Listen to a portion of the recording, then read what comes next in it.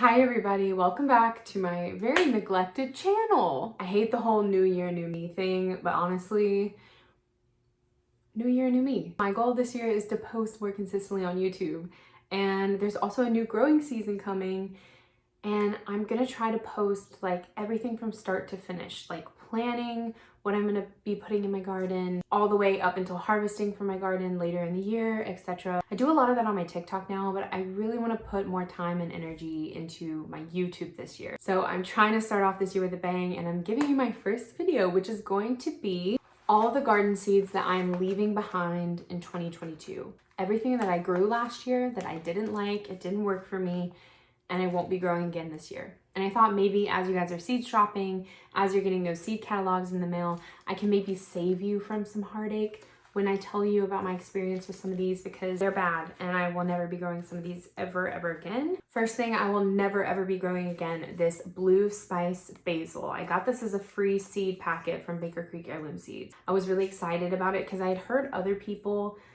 say how good it was, but to me, this stunk. It smelled so awful. I don't know why anybody grows this. It literally smells like a mix of BO and feet and like just somebody that hasn't showered in 20 years. Like I don't even know how to describe the smell, but it's gross. And when I was growing this, I was like, okay, you know what? Maybe it tastes good. Maybe it just smells bad, but it tastes good. No. Tastes nasty. Next, I will not ever be growing any kind of cilantro that does not say slow bolt in front of it. This might work for other people's climates if you live in a colder growing zone, but here in North Carolina, it bolts immediately. And when I say bolting, I mean it flowers. And when an herb flowers, it kind of just loses its taste a little bit. It may not taste the same once it flowers. And if you don't get a slow bolting variety and you live in a southern state or a warmer growing zone, this is not going to cut it. So instead, I will always be going for a slow bolt cilantro, and that's one of the things that I learned in 2022. Next is glass gem corn. This is an ornamental corn. People typically don't eat this. They don't mill it for flour. They don't really do anything with it other than like, oh, it's pretty. And it is pretty. It's beautiful. I mean, it's like a rainbow of corn kernels. It's amazing. And if you show somebody this that you've grown, you get a lot of oohs and ahs, which is really nice. Going into 2023, I want to be more practical with my garden. I want to grow things that I'm actually going to use and be able to preserve. And I don't want to grow as many weird things that aren't really useful, like the glass gem corn. If it tasted good, I would keep it, but staying behind in 2022. Let's talk about peppers. So a lot of peppers that I'm leaving behind in 2022 are the really hot ones. Now I love spicy stuff. I love spicy peppers, but I grew so many last year and I dehydrated them and I still have them. I just don't use them enough. Like I'm still gonna have all of the ones from last year this coming year. Honestly, anything with the name Apocalypse Scorpion or Apocalypse anything really, you know, I don't want to bring that energy into 2023. We've had enough. 2022 was a hard year. I don't want to grow anything that is called Apocalypse Scorpion. When I first started my garden, I was like, oh yeah, I'm gonna grow all of the hottest peppers. It's gonna be so cool. And then you find out that the plant produces a lot and there's no way that you're gonna eat all of them. So you either waste them, and you can't really find people to give them to because everybody's like, I don't want to eat something called Apocalypse Scorpion. And really you just kind of end up growing them for like no reason. You put your heart and soul into something and then nobody wants it and you don't even want it. So what's the point? So I will be leaving behind Apocalypse Scorpion for all the reasons that I just said. This super hot mix, again, I don't need anything that's super hot. Ghost pepper, no, I don't need it. Fatale pepper, again, it sounds like fatal. And I don't need that energy. These were really spicy. Jigsaw pepper, this was a really pretty ornamental pepper, but as far as the taste of the pepper, they're not too spicy. They're pretty much like a jalapeno, but they just kind of taste bitter. Like they don't have a good taste. It's not fruity. There's nothing behind it. It's just like bitter heat, and I don't like that. Last one, Pasilla Bajío. So this is apparently the pepper that mole and adobo sauces are typically made from. I don't know how true that is. That's just what it says on the packet. And I did grow these, but honestly, they weren't very healthy plants. And the peppers that I did get to harvest, I didn't like them. Now I do like mole, so maybe if I had actually grown enough of these and tried to make mole or something, then I would have liked them. But as far as just regular peppers to grow and to eat, no. I have decided to leave all watermelons behind in 2022. I no longer wish to grow them. I think that watermelon is just one of those things where it's so much easier just to buy it in the store. Just honestly not worth the hassle of growing, because watermelons, they're super heavy feeders. There's a lot of things that can go wrong with them, and I'm always disappointed when I grow watermelons. They're hard to figure out when is the best time to harvest them, and then whenever you do harvest them, you know, they can look good inside, but they might not be sweet, and it's just like, I'm tired of this. I'm tired of trying to grow watermelon. I'm leaving them behind. I'm not gonna waste my time. If I want a watermelon, I'm just gonna get it from the farmer's market. On the topic of melons, we have the Kajari melon. I'm also leaving this one behind, sadly, very sadly, because I did love growing this plant. I loved it. I grew it up a trellis. It was very productive. It produced like one plant. I got maybe 12 to 14 melons off of it. They're really tiny. They're really good for like just a little snack. Like you're out in the garden, you can literally just eat it right there. The skin is so thin that you can even eat the skin, but it was really lacking in flavor for me. And I've heard a lot of my gardening friends say the same thing. So yeah, I'm leaving this one in 2022 due to lack of flavor. I'm sorry, because you're so beautiful. I think in 2023, I really want to keep my focus on cantaloupe, because I realized this past year that I freaking love cantaloupe. I dream about the day that I get to harvest a cantaloupe next year. Next year, I'm growing all kinds of cantaloupe, and I'm just leaving melons like this behind. Yes, they're unique.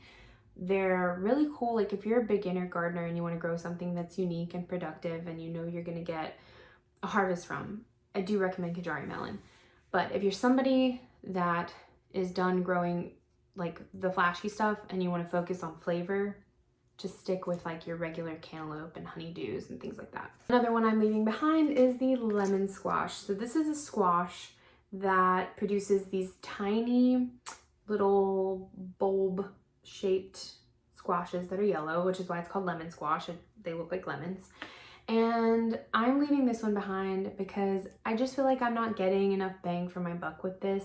In my climate in North Carolina where I live, I have to suffer at the hands of the squash vine borers, so it's really hard for me to grow squash.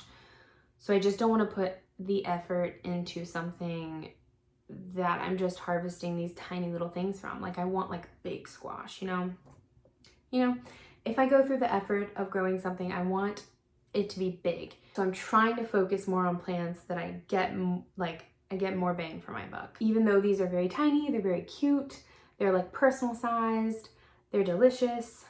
I don't want to grow them again. Next up is okra. I don't want to grow anything other than climbs and spineless next year because I have discovered that I'm allergic to the spines that are on okra. They irritate my skin. I don't like getting stabbed every time I go to harvest them. I don't want to spend so much time growing and caring for a plant and then it's trying to kill me when I go to harvest it. So I'm getting rid of all of these, and it's a shame because I have some really cool varieties here that I would love to keep growing. My hands can't handle it. This is the Okinawa pink okra, very cool. Cajun jewel, which is kind of like a red-green-ish heirloom red, so it's a red okra, and then Jing orange, which is an orange okra. So it's very cool and very colorful, and I like the idea of it, but I can't handle the spikes. So they're getting left behind in 2022. Eggplants. So I'm leaving behind this Turkish orange eggplant. It is also called, I might butcher this, Melanzana rosa di rotonda. So basically these are really tiny little orange eggplants, and they're really cute and they're really unique, and they give off that wow factor. Wow, I didn't know that this existed, but they're really bitter. And I tried different ways of making them. I tried stewing them, I tried baking them, I tried them raw, like I tried them every way, and I just didn't like them. They just weren't for me. They were really bitter and seedy, and I just didn't like it. Next up, we have tomatoes. I feel like you guys are probably been waiting for this one. So there's a few tomatoes that I grew last year that I will never be growing again. The first one is the Buratino tomato. Is it Buratino? Yeah, Buratino tomato. This is known as the Pinocchio tomato because it has a little pointy end, and if you hold it up, it kind of just looks like a pointy nose. I don't know. I think that these are really cool. They honestly tasted fine, but the plants were just sorry little plants. They were really unproductive and fickle. I only produced literally like 4 tomatoes. It was wild. I'd never had a tomato do that before. And then I started asking around, and some of my friends that grew this too, they said the same thing. So I was like, okay, so it's not just me, it's the variety. So let me know if you have tried to grow this before and had the same thing happen. But yeah, I'll never be growing this one again. This one might shock some people. The black strawberry tomato. This is a really pretty tomato. It's like red with a blush of blue or purple. It's a beautiful little cherry tomato. It has absolutely no flavor, none. It's almost like water. You just pop a little bit of water in your mouth. That's what these are like. And they're beautiful. And when you look at them, you're like, oh my gosh, this is gonna taste so good. And then it's just nothing. It's kind of like when you're talking to like a really hot guy, but then you just realize that they have no substance.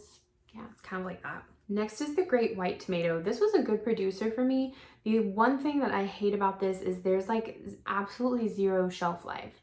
Like if you don't plan on eating this tomato the day that you harvest it, it's gonna go bad. It goes bad, I swear, within like 12 hours after you harvest it. That was my experience anyways. I like tomatoes that have a little bit of a shelf life, that store a little bit longer than that. So that's why I'm leaving this one behind. Last one I think a lot of people will agree with me on, and that's the yellow pear. A lot of people have the same complaint with this tomato. It's just tasteless. It's like the black strawberry. And it almost has like a weird taste to it. Like, I don't know. It's not good. Don't grow this. Don't grow this one. Yellow pear, just don't do it. Last but not least, cucumbers. So the first cucumber I'm leaving behind is the Puna Kira cucumber. So this is a unique cucumber because when it becomes ripe, it gets this kind of like a brown skin over it. I'll try to find a photo. It had pretty good disease resistance and pretty good productivity, but I personally just didn't like the taste of it. I don't know what it was. It was just very watery and didn't have a lot of taste, and the brown skin kind of got annoying after a while because they would turn brown very quickly. Like they would over ripen very quickly, I guess is what I'm trying to say. Lemon cucumber. I don't like this cucumber. It's bitter.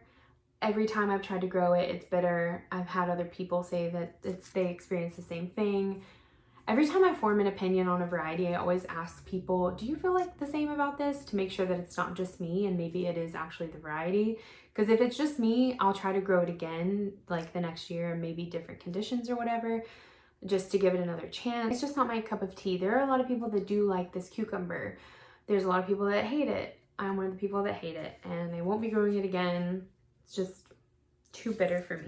Another one that falls along the same lines of the lemon cucumber is this Richmond green apple. It's a really unique cucumber. It really does look like a green apple, but it was bitter for me. It tasted just like the lemon cucumber, and it has like these weird spikes you can't really see on the photo, but it's just kind of spiky to me. I didn't really enjoy the texture, and it's unfortunately staying behind in 2022. All right, that is it. These are all the seeds that are not coming with me into 2023.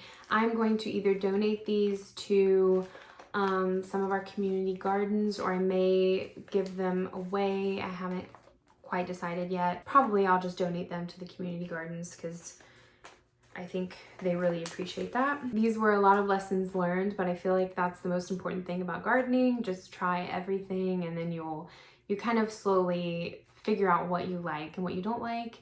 And then your garden just keeps getting better and better after year because you start to grow the things that you really like to eat, and you figure out what you like and don't like I said. That being said, I have purchased some new seeds. They are on their way, so I am going to do a little seed haul video and show you guys what I got.